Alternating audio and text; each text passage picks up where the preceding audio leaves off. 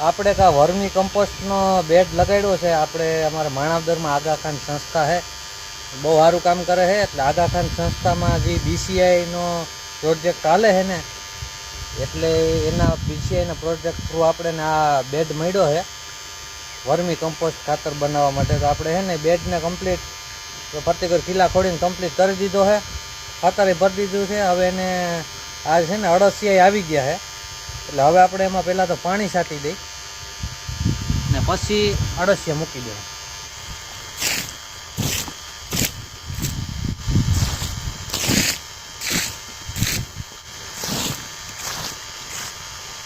આની પહેલાંય આપણે 2-3 વાર પાણી એમાં છાંટી દીધું છે. એટલે શું છે સાણ ઠરી જાય. જો તાજું સાણ હોય ને ગરમ હોય ને તો અળસિયા છે ને એને ટેમ્પરેચર ખમી ના આવે એટલે મરી જાય. એટલે પહેલાં ટાઢું કરી દેવાનું સાણને. હવે અળસિયા આપણે આવી ગયા છે તો અળસિયાને નાખી દઈએ.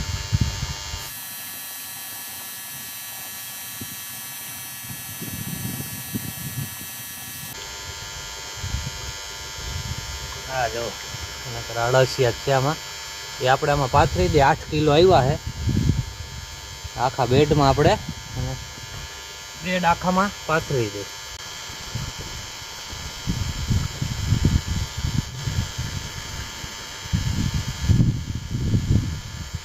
હવે એ મન છે અંદર ઉતરવા. હવે આને છે ને આપણે કોથરે આમ કંતાન હોય ને, કોથરો કંતાન એનીથી આમ ઢાંકી દઈ અને માથે કાંઈક છાંયો કરી દેવું. એટલે શું છે તડકો સીધો આની માથે ના પડે એટલે વાંધો ન આવે.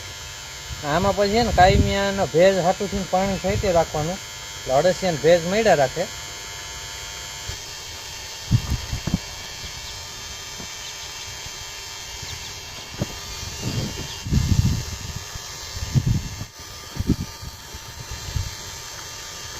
હવે જો આપણો બેડ છે ને તૈયાર થઈ ગયો છે, ઢાંકી દીધું છે.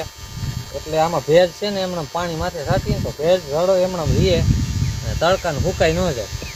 તો પછી માથે આમ કાંઈક સાયાનું કરી દેવું આસો, એટલે સીધો તડકો બહુ પડે ને તો અળસિયા મરી જાય.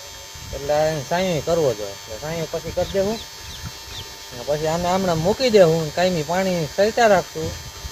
એટલે એ 2 મહિના જેવું સમય થાય ને તો એ છે ને આ કમ્પ્લીટ રીતે અળસિયા છે ને આમ ખાતા ફરપોલિયા રીતે પૂગી જાય. એટલે ઉપરથી ખાતર તૈયાર થઈ જાય ને ઉપરથી ખાતર આપણે પછી લઈ લેવું. અળસિયા ઈથે રહી જાય એટલે એનો પછી પાછો તમે ઉપયોગ કરી શકો.